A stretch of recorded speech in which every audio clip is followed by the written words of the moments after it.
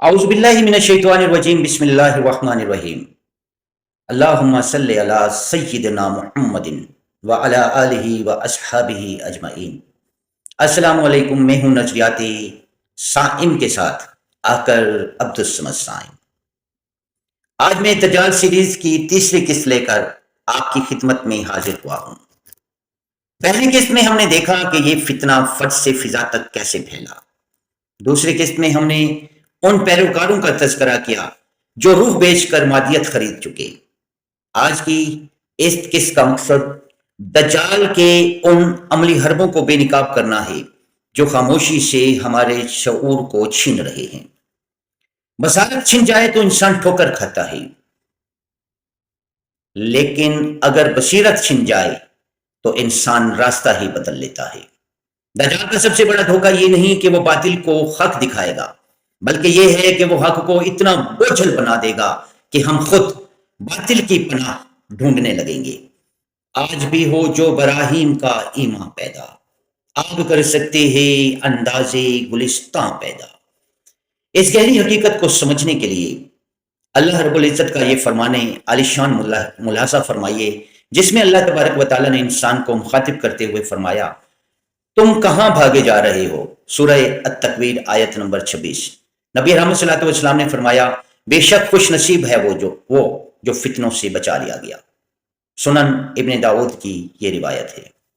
آئیے اب دجال کے ان حربوں کے بارے میں جانتے ہیں جس کے ذریعے وہ ڈاکہ ڈال کر انسان کا شعور چھیننے کی کوشش کر رہا ہے۔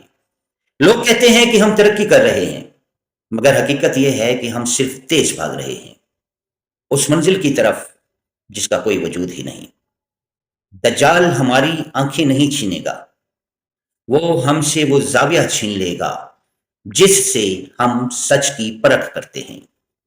وہ ہمارے ادراک کو اس مہارت سے مسخ کرتا ہے کہ سچ بوجھ بن جاتا ہے اور ہم خود جھوٹ کی ہلکی پھلکی چھاؤں تلاش کرنے لگتے ہیں۔ دجال نے ہمیں اور وقت کو گھڑیوں میں قید کیا اور ہمیں ان گھڑیوں کا غلام بنا دیا۔ ہم نے وقت بچانے والی مشینیں تو ایجاد کر لیں، مگر وہ سکون کھو دیا جس کے لیے وقت بچایا جاتا تھا۔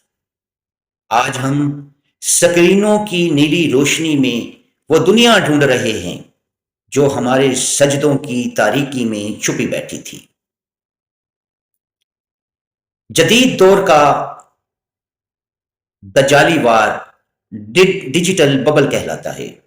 آج ہمارے انگوٹھے اور فنگر پرنٹس سکرینوں پر تیر رہے ہیں اور ہمارا شعور الگوریتمز کی سولی پر لٹک رہا ہے۔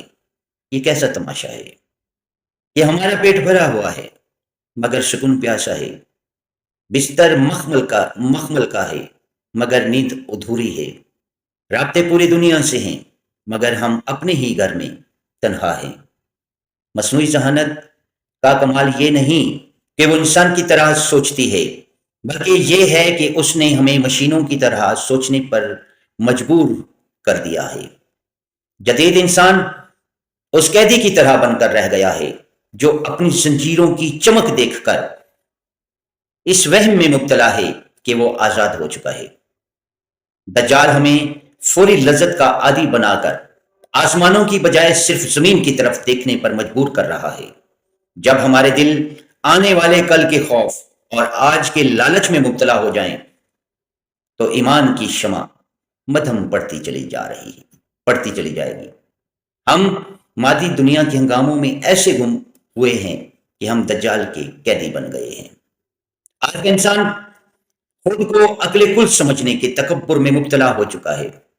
دجال ہمیں یقین دلاتا ہے کہ ہم تنہا کائنات کا مرکز ہیں اور پوری کائنات ہمارے گرد گھوم رہی ہے اور ہمیں کسی الہامی روشنی کی ضرورت نہیں۔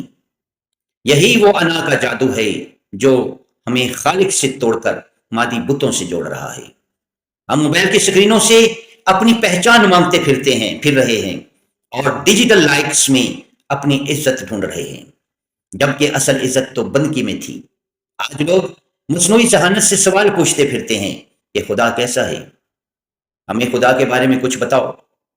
علوم باطلہ، علم نجوم سے انسان اپنے مستقبل کی خبریں پوچھ رہا ہے کہ میرا کل کیسے ہوگا، میری زندگی کیسے گزرے گی، میرے آنے والے کل میں کیا ہوگا۔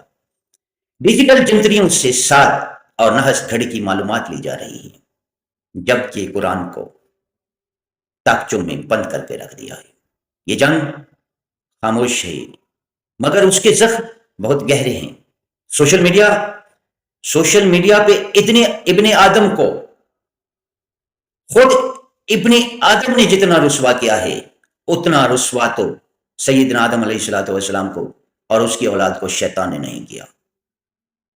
کتنا بڑا المیہ ہے کہ ہم اس دور میں جی رہے ہیں جہاں گونگے بول رہے ہیں، بہرے سن رہے ہیں، مگر صاحب بصیرت اندھے ہو کر محو تماشا ہیں۔ نفسیاتی حملوں کا مقصد حق کے میناروں کو مشکوک بنانا ہے، تاکہ ہم دجال کے مصنوعی چراغوں کو ہی واحد نجات دہندہ سمجھ لیں۔ جہاں وہ مٹی کو سونا بنا کر دکھا رہا ہے اور نور کو بوجھ قرار دے رہا ہے، وہاں وہ وہاں صرف وہی بچتا ہے جسے صرف اللہ بچا لے۔ دجال دنیا کی چکا چوند کو جنت بنا کر پیش کرے گا، مگر وہ جنت در حقیقت دہتی ہوئی آگ ہوگی۔ جس دن ہم نے اپنی خودی کے سمندر میں غوطہ لگایا، اس دن دجال کا ہر سراب ریزہ ریزہ ہو جائے گا۔ جس کی روحانی آنکھ بند ہے، وہ اس مادی گلیمر کے پیچھے بھاگتے ہوئے دجال کے ساتھ اس کی پانی کی نہر میں کود جائے گا، مگر جس نے اپنے رب کے سامنے جھکنا سیکھ لیا، وہ دجال کی آگ کی نہر میں چھلانگ لگانے سے بھی نہیں ہچکچائے گا۔ اسے دنیا کا کوئی جادو جھکا نہیں سکے گا۔ دجال کے ساتھ دو نہریں ہوں گی، ایک پانی کی اور دوسری آگ کی۔ پانی کی نہر جہنم کو جائے گی اور آگ کی نہر جنت کو جائے گی۔ دجال کو ماننے والے پانی کی نہر میں چھلانگتے پھرتے ہوں گے، اور خدا کی رحمت والے آج بھی دین کی سر بلندی کے لیے دجال کی آگ کی نہر میں تیرتے پھرتے ہیں۔ دجال کا جادو صرف ان پر چلتا ہے جن کے دل غفلت کی گہری نیند میں ہیں۔ دجال کا لشکر کتنا ہی بڑا کیوں نہ ہو، ایک مومن کی نظر اس کی تمام طلسماتی محلوں کو ریت کا ڈھیر بنا سکتی ہے۔ اصل ہتھیار ہمارا شعور، ہماری انکساری اور تحقیق کا مادہ ہے۔ جس دن ہم نے اپنے اندر کے ابراہیم کو زندہ کر لیا، دجال کی ہر آگ ہمارے لیے گلستاں بن جائے گی۔ یاد رکھیے، سب سے خطرناک لمحہ وہ ہے جب انسان خود کو ہر چیز پر قدرت پانے والا سمجھ بیٹھے۔ یہی وہ لمحہ ہے جہاں دجال سب سے بڑا وار کر سکتا ہے۔ اللہ ہمیں دجال کے ہر وار سے بچائے۔ Stay blessed. اللہ حافظ۔